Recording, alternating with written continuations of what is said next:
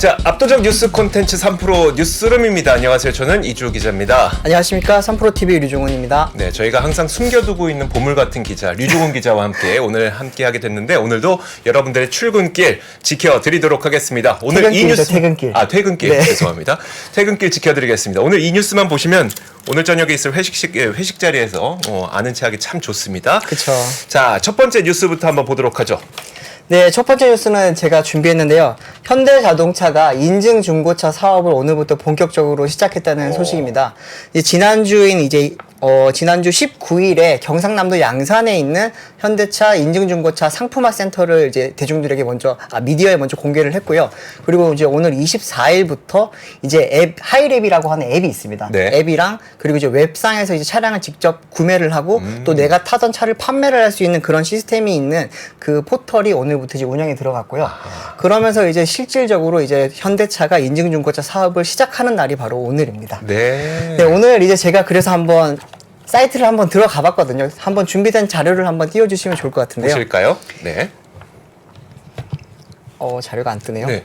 띄워줄 거니까 한번 말씀을 해주세요. 네. 네, 이 지금 화면이 바로 이제 현대자동차 그 인증중고차 사이트인 그 하이랩 홈페이지입니다. 이제 검색을 하실 때는 하이랩이라고 하면 아직 나오지는 않고요. 현대차 인증중고차라고 검색을 하면 나오는데, 뭐 사이트명은 certified 현대.com으로 알고 있는데, 들어가시면 지금 뭐 내 차 팔기가 있고 내 차 사기가 있잖아요. 근데 저는 이제 아직까지 차를 팔 수가 없어가지고 내 차 사기를 한번 눌러봤는데, 요즘 제일 많이들 사시는 산타페 차량을 한번 준비를 해봤습니다. 네. 사실 인증중고차라고 하면 다들 생각을 하는 게 좀 가격이 좀 비싸잖아요. 비쌀 것 같아요. 네. 보통 이제 수입 인증중고차 가격이 이제 일반 중고차보다도 한 10에서 15% 정도 비싸거든요.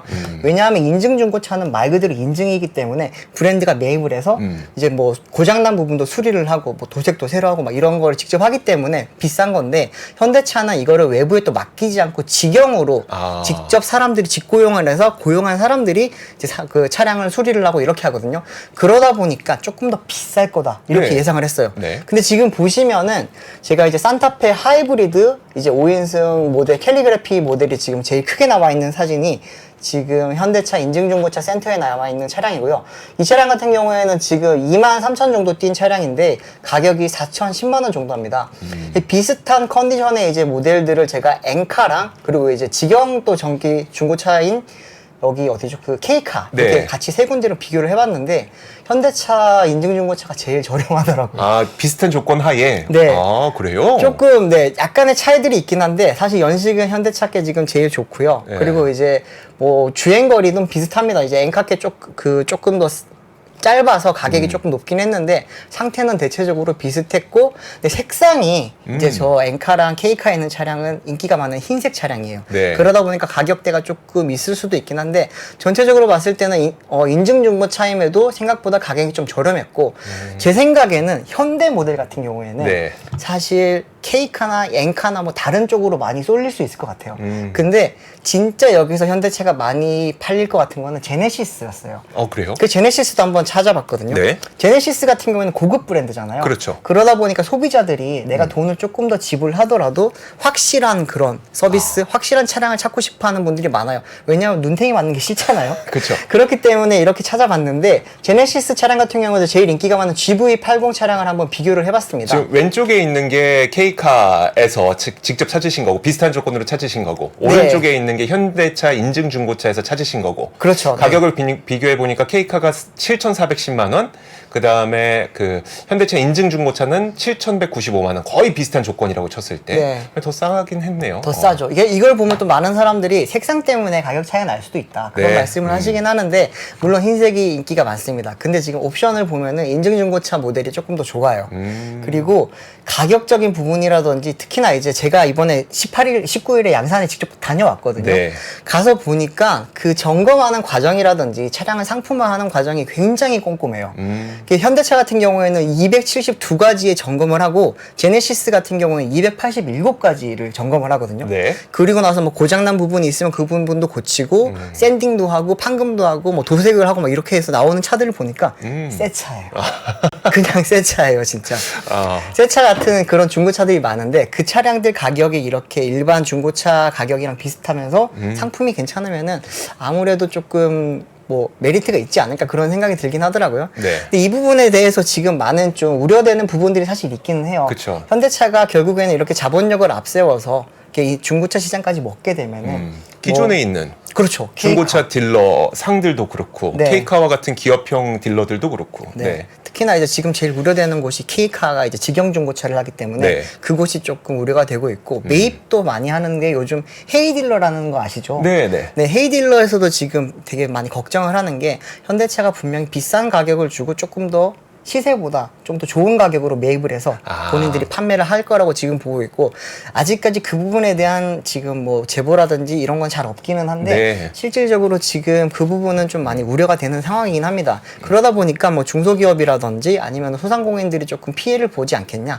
이런 이야기도 많고요. 또 다르게 또 기대되는 부분은 우리가 흔히들 좀 약간 말하기로는 우리가 중고차 사러 가기 무섭잖아요. 아 그렇죠. 네, 무서운 또 딜러분들도 초롱이 많고. 같은 분들 와 있을까봐. 아, 그렇죠. 네. 어. 그분들이 이렇게 또 사라고 하면 안 살 수도 없고 막 이러다 보니까 그런 걱정들도 하시는데 그런 부분에 대한 정화를 할 수 있는 그런 작용이 좀 있을 것 같기는 해요. 네. 그런 부분에 또 긍정적인 부분도 있고 또 아까 앞서 말씀드렸듯이 그런 시장을 조금 현대차가 다 먹어버리는 거에 대한 우려는 사실 약간 캡이 지금 씌워져 있습니다.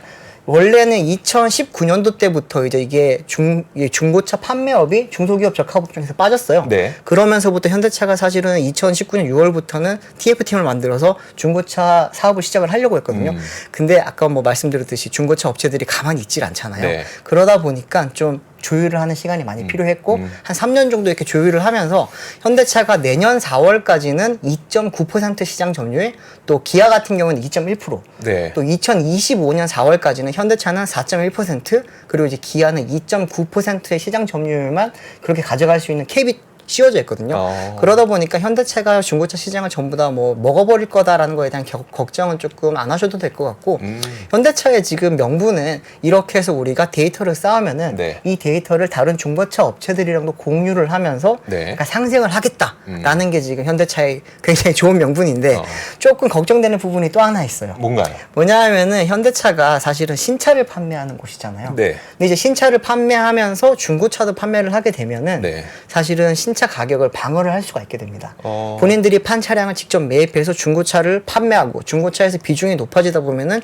좋은 중고차는 다 현대차한테 몰릴 수밖에 없거든요. 네. 현대차는 지금 5년 10만 킬로미터 미만 차량만 매입을 해서 판매를 하기로 했어요. 네. 그 차들은 되게 좋은 그렇죠. 매물이잖아요.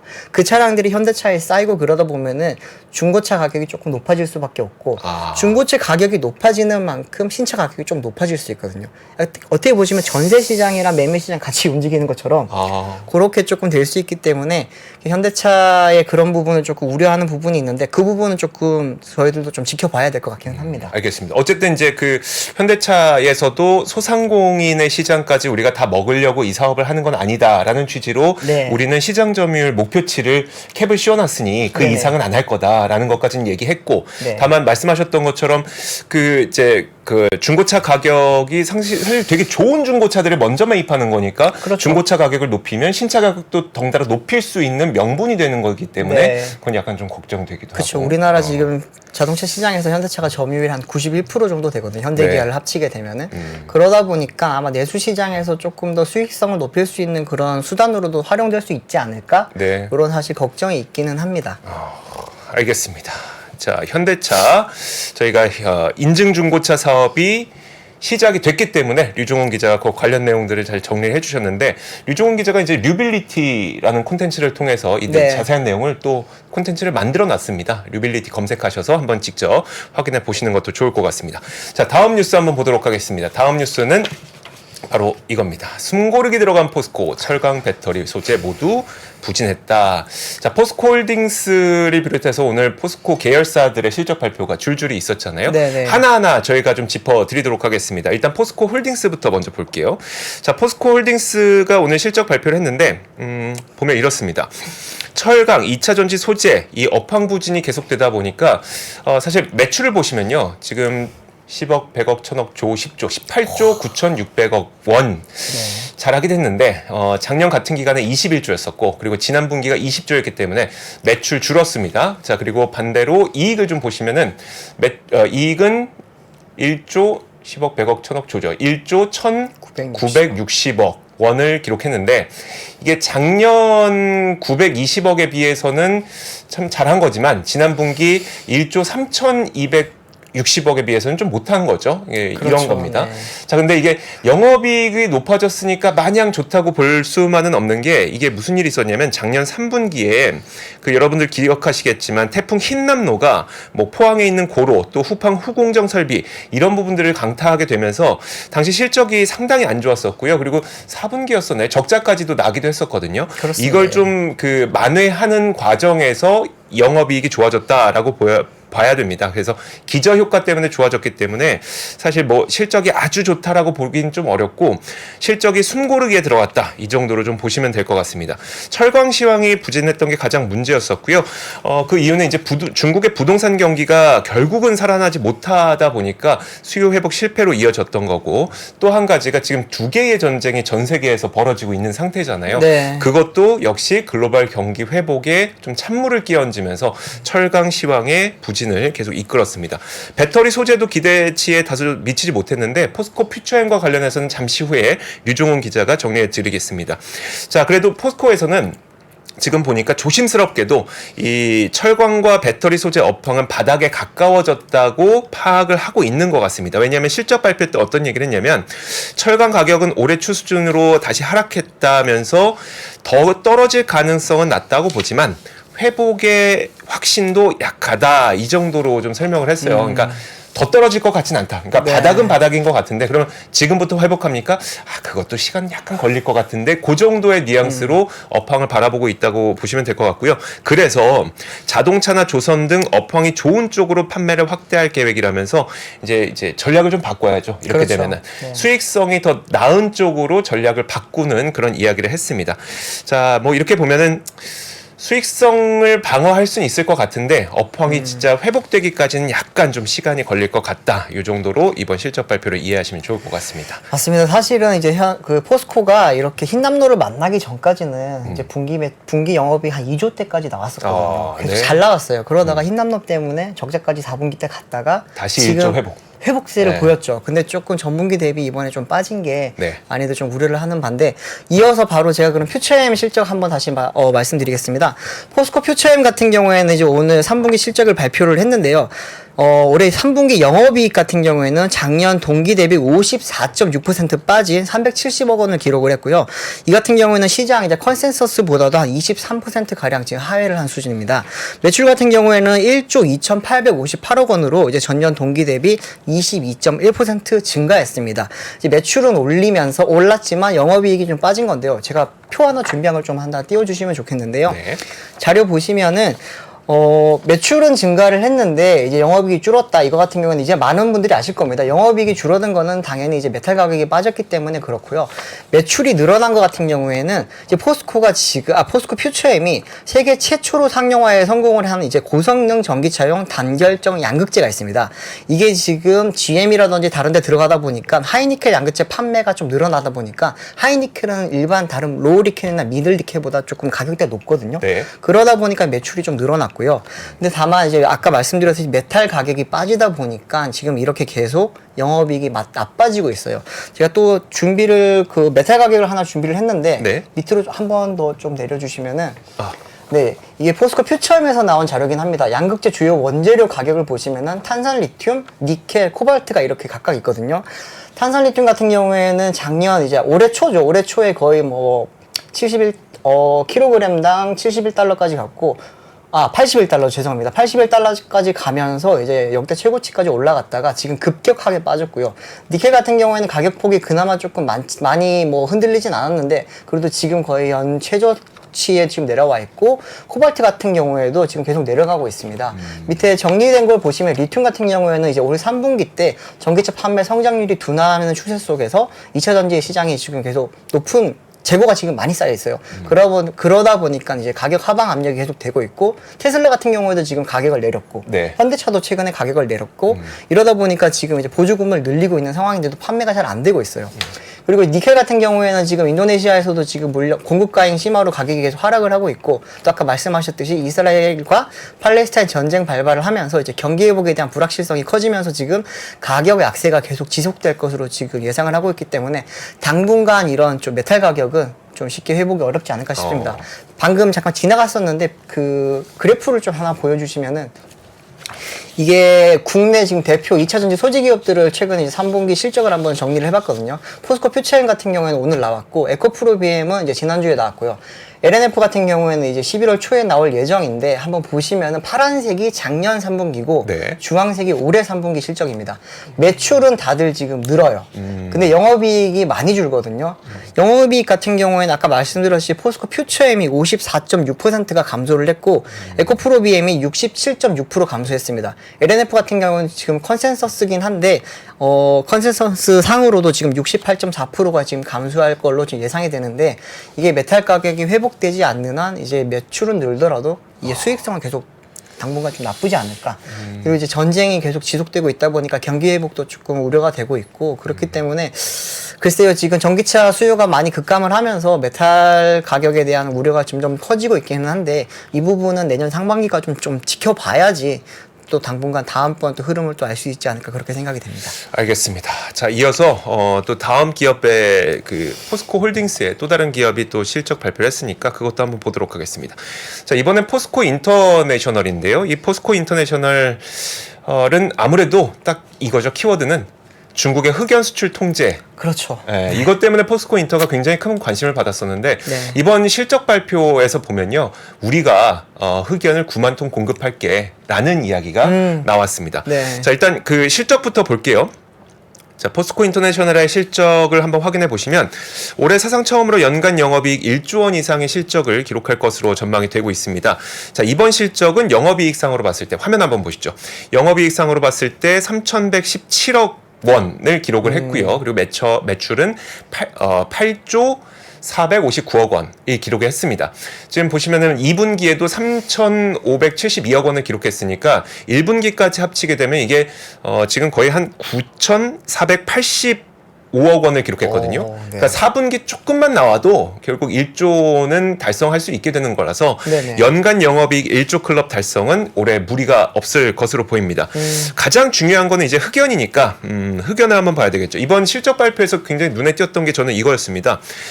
아무래도 이제 중국에서 이제 흑연 수출을 통제하겠다라고 밝히다 보니까, 자, 그러면 우리나라 가운데 흑연을 좀 제공할 수 있는, 공급할 수 있는 기업이 어디 있어? 찾아보니까 이제 포스코 인터내셔널이었었고, 그리고 포스코 인터내셔널이 공급을 하게 되면 포스코 퓨처엠이 그걸 이제 재련하게 되는, 그렇죠. 그런 과정을 네. 거치게 되는 거죠. 이번에 나온 자료를 보면요. 일단 천연 흑연 오른쪽 아래를 볼게요. 중국 의존도가 87.4%입니다. 다들 알고 계셨죠? 네. 자, 그리고 배터리용 흑연 수요 전망을 보시면 2020년 기준으로 거의 10만 톤 가량의 수요가 있고, 2025년이 되면 이게 70만 톤 정도가 될 것으로 전망이 되고 있습니다. 이런 가운데 포스코 인터내셔널이 그러면 우리가 한 9만 톤 정도를 공급할 수 있도록 추진하겠다라고 얘기를 한 겁니다. 지금까지는 기존에 있는 3만 톤이 있는데, 여기서 탄자니아에서 3만 톤 추가하고 마다가스카르에서 3만 톤 추가해서 9만 톤을 만들겠다는 계획이고요. 자, 근데 이게 이런 계획을 발표할 때는 그러니까 얘기되고 있는 게 없으면 그렇죠. 발표 못 하죠. 그렇죠. 이게 사업이 어느 정도 지금 어느 정도 뭐라 그럴까 만들어지고 있다거나, 네. 아니면 이게 가시화가 됐을 때 이야기를 할 수 있는 거기 때문에 뭐 이게 뜬구로 잡는 이야기는 아닐 겁니다. 네. 근데 좀 약간 우려되는 거는 언제까지 9만 톤을 하겠다라는 그 그러니까요. 시기가 없는 게 조금 아쉽긴 하더라고요. 네. 근데 포스코 퓨처엠 같은 경우는 아시겠지만 국내 지금 유일의 이제 음극재, 2차전지 음극재 기업이고, 현재로서는 그 인조 흑연을 지금 네. 제일 잘하는 기업 중에 하나거든요. 국내에선 유일하기도 하고요. 현재 지금 연간 한 9,000톤 정도를 하고 있고, 내년에는 이걸 2배까지 늘릴 거기 때문에 네. 당분간, 특히나 또 이제 우리가 많이 쓰는 전기차용 배터리에는 천연 흑연보다도 인조 흑연을 더 많이 씁니다. 그렇기 때문에 이제 인조 흑연에 대한 수요가 더 높기 때문에 많이 걱정은 안 하셔도 될 것 같기는 한데, 그래도 네, 언제나 이런 원자재는 좀 무섭잖아요. 저희가 예전에 일본한테 한번 당했었잖아요. 화이트리스트 때. 네. 그때 이제 국내 기업들이 많이 좀 특히나 이제 반도체 관련해가지고 소재 부품 기업들이 되게 걱정을 많이 했었는데 또 잘 이겨냈듯이. 그렇죠. 보시면은 또 이렇게 또 포스코 그룹이 소재라든지 원자재 쪽에서는 원래 또 강점이 있고 인터내셔널이 원래 그걸 제일 잘하는 기업이잖아요.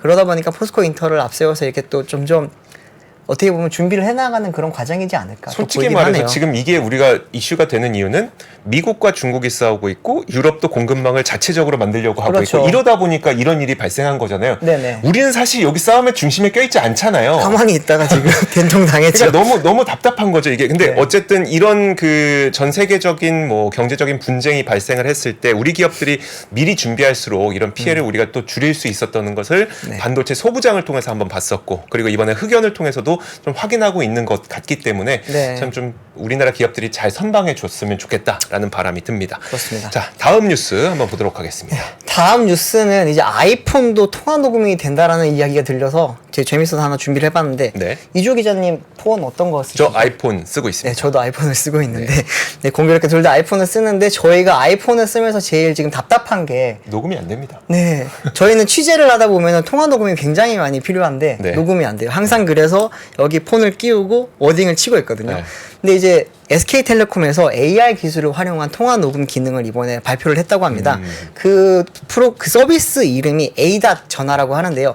ADAT은 사실 SK텔레콤의 그 AI 서비스 프로그램 이름인데 이번에 그 프로그램을 활용을 해서 아이폰도 특히나 이제 SK텔레콤 이용자인 아이폰 유저는 이 ADAT 전화를 활용을 하게 되면은 자동 녹음이 되는 겁니다. 이게 사실은 아이폰 같은 경우에는 프라이버시 때문에 자동 녹음을 지금까지 금지를 해왔었잖아요. 그렇죠. 이 부분에 관해서는 SKT 쪽에서는 국내에서는 문제가 없는 걸로 지금 풀었다고 하고요. 이 기능 같은 경우에는 ADAT을 통해서 이제 이 뭐라 그럴까요? 통화하는 내용을 음성 그리고 네. 텍스트를 자동으로 녹음을 하게 해주고 이 텍스트를 우리가 다시 막 찾아보려면 시간이 오래 걸리잖아요. 네. 핵심 내용을 알고 싶은데 네. 우리가 40분 동안 예를 들어서 통화를 했어.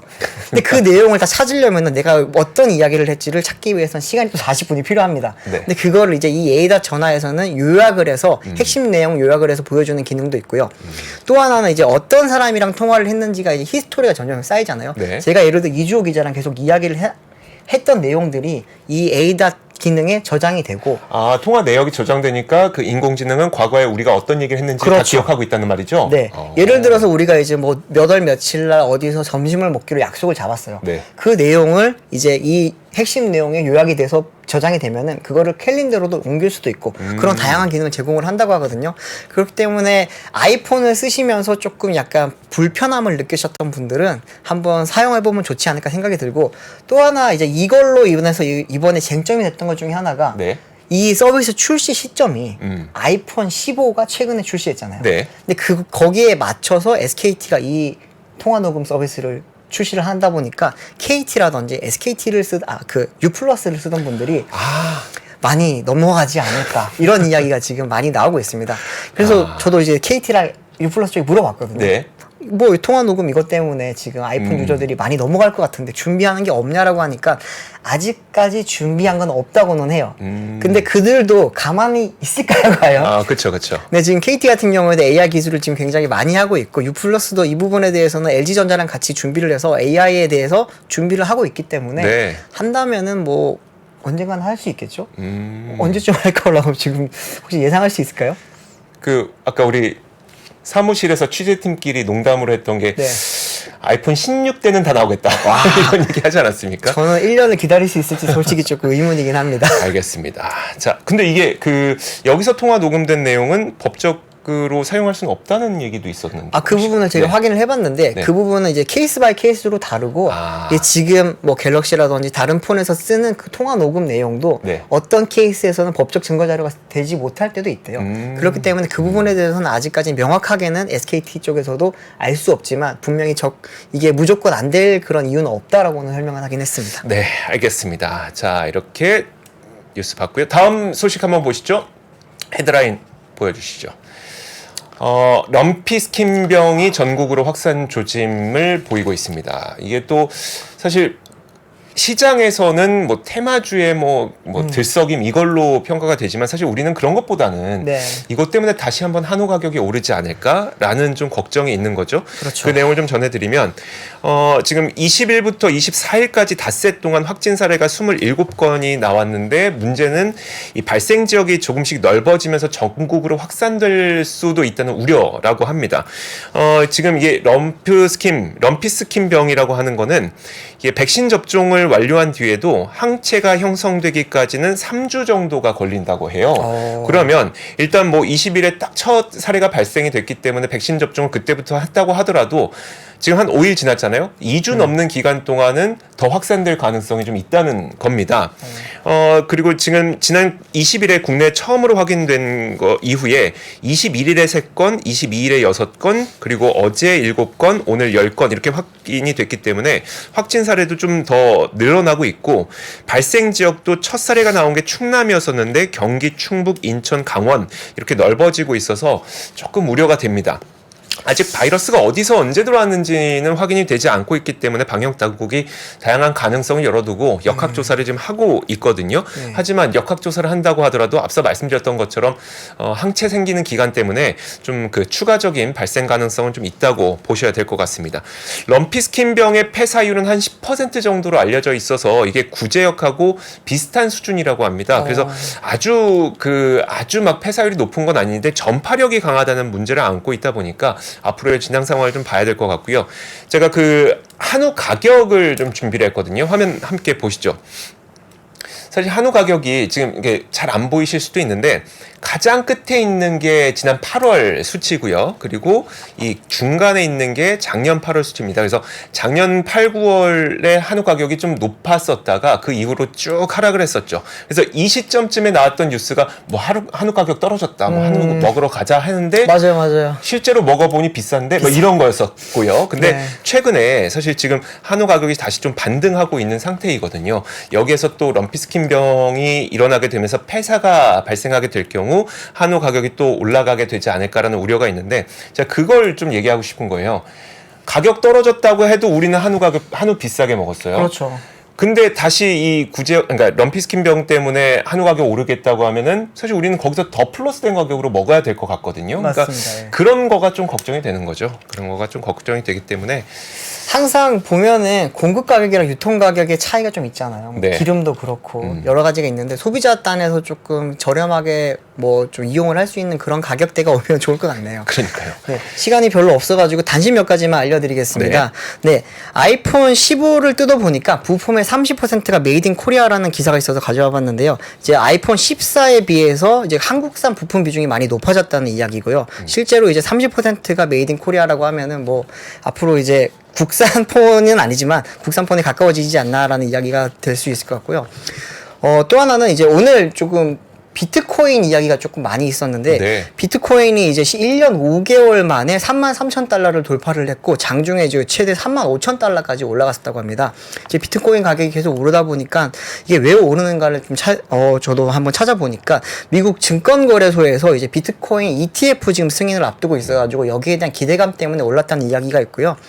뭐 글쎄요, 비트코인이 지금 최근에 미국의 이제 금리 동결이라든지 아니면 이제 금값 인상 이런 거에 따라서 움직이는 그런 추세가 있다 보니까 그렇죠. 아마 네. 올랐다는 이야기도 있는데 글쎄요, 코인 가격은 어떻게 될지는 뭐 당장 알 수가 없기 때문에 이거는 한번 그냥 살펴만 보시는 게 어떨까 싶은 생각이 드네요. 네.